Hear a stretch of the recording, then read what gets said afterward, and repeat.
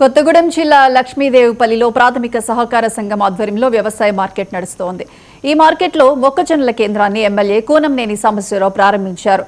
Markfed PASS ఏర్పాటు చేసిన కొనుగోలు కేంద్రంలో ఏర్పాట్లు సరిగా లేకపోవడంతో ఎమ్మెల్యే సాంబశివరావు అధికారులపై ఆగ్రహం వ్యక్తం చేశారు. ఎండల తీవ్రతను దృష్టిలో పెట్టుకుని వచ్చే రైతులకు కూలర్లు, మంచినీటి సౌకర్యం ఏర్పాటు చేయాలని సూచించారు. కనీసం ఫ్యాన్లు కూడా లేకపోవడంతో మండిపడ్డారు.